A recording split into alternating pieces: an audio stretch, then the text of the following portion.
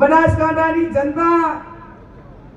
આશીર્વાદ આપે 7 તારીખે એક લોકશાહીનો ભાગ છે બાપુ, પણ હું મારી જિંદગીની અંદર કોઈકને ભાઈ તરીકે ડોયડો બાંધે ત્યારે વ્યક્તિગત હોય, પણ આજે સમગ્ર બનાસકાંઠાના ક્ષત્રિય સમાજે દીકરી તરીકે ચૂંદડી ઓઢાડી છે, એનાથી મોટો લાવો મારા માટે બીજો કઈ ના હોય। રાજકારણ તો એક ચડાવ ઉતારનો ભાગ છે, સમયને સંજોગો છે, લોકશાહીના નિર્ણય પ્રમાણે લોકોના હાથનો નિર્ણય હોય છે, પણ કેટલાક ઐતિહાસિક પ્રસંગો એ ઇતિહાસના સાક્ષી બનતા હોય છે, અને ઇતિહાસના સાક્ષી બનતા હોય છે ત્યારે આજે બનાસકાંઠા જિલ્લો સમગ્ર ગુજરાતની અંદર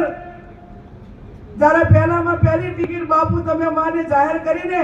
ત્યારે મારો ક્ષત્રિય સમાજ હોય કે મારો બનાસકાંઠા જિલ્લો હોય, આ બે ટાઈમે બાપુ તમારો આભાર માન્યો અને અમને એમ લાગ્યું કે બનાસકાંઠાની જનતાની નોંધ એક જાગીરદાર આગેવાને જાગીરદાર નેતાએ એક ગરીબ સમાજની દીકરીની પહેલામાં પહેલી ટિકિટ જાહેર કરીને એની નોંધ લીધી છે અને સન્માન આપ્યું।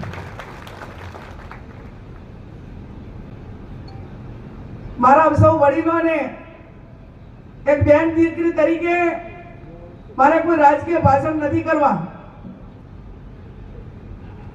જ્યારથી કરીને એક ક્ષત્રિય સમાજ એની અસ્મિતા માટે બેન દીકરી માટે એ આજથી નહીં પણ ભૂતકાળ ઇતિહાસ ગવાશે કે 18 આલમ 36 કોમની કોઈ પણ બેન દીકરી હોય, ગામમાં નાના મોટો કોઈ તકલીફ કે ઝઘડા જેવું હોય અને ગામની અંદર ક્ષત્રિય સમાજનું એક ઘર હોય ને તો એને 18 આલમ એમ કે બાપુ અમારે ઘરે પધારો, અમારી સાથે પધારો, અમારી આ બેન દીકરીનો આ પ્રશ્ન છે અને એનું સોલ્યુશન કરવા અમને મદદ કરો। આ પ્રણાલિકા જ્યારે એ સમાજો સાથે સંકળાયેલી હોય ત્યારે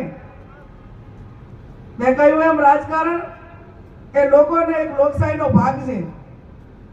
પણ જ્યારે સમગ્ર તમામ સમાજ 18 આલમ 36 કોમ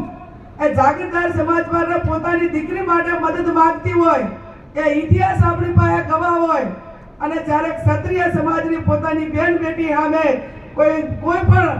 એક રાજકીય એવડા ગજાના માણસો, સમજણપૂર્વકના માણસો એ પ્રકારના ઉચ્ચારણ કરે ત્યારે ક્ષત્રિય સમાજ ક્યારેય પણ ના ચલાવી લે, અને ના ચલાવી લે એટલા માટે કે આ પ્રણાલિકાને કંઈક ને કંઈક ક્ષત્રિય સમાજની પ્રણાલિકાને કલંક લાગે, અને એટલા માટે કરીને આજે આ બનાસકાંઠા જિલ્લે ક્ષત્રિય સમાજે જે અસ્મિતા માટે કરી બતાવ્યું છે ને એ ઇતિહાસમાં આવનાર સમયની અંદર કોઈ પણ બેન દીકરી સામે કોઈને ઉચ્ચાર કરવો છે ને વાલ્મીકી સમાજની દીકરી સામે કોઈ પણ ઉચ્ચાર સવાલ કરવા વાળાને 100 વખત વિચાર કરવો પડશે। આ સ્થિતિનું નિર્માણ આજે એક બનાસકાંઠા જિલ્લાએ કરી બતાવ્યું છે ત્યારે બાપુ મારે આ ક્ષત્રિય સમાજને અભિનંદન ને ધન્યવાદ અને નમન એટલા માટે કરવા પડે કે ઘણા બધા બનાસકાંઠાના ગામો એવા છે કે જ્યાં ક્ષત્રિય સમાજના 1-2 ઘર હોય અને ભારતીય જનતા પાર્ટીએ ત્યાં મીટિંગ રાખી હોય ને આગલે દાડે સમાચાર મળે કે આવતીકાલે ભારતીય જનતા પાર્ટીના ઉમેદવાર કે આગેવાનો આ ગામમાં આવવાના છે,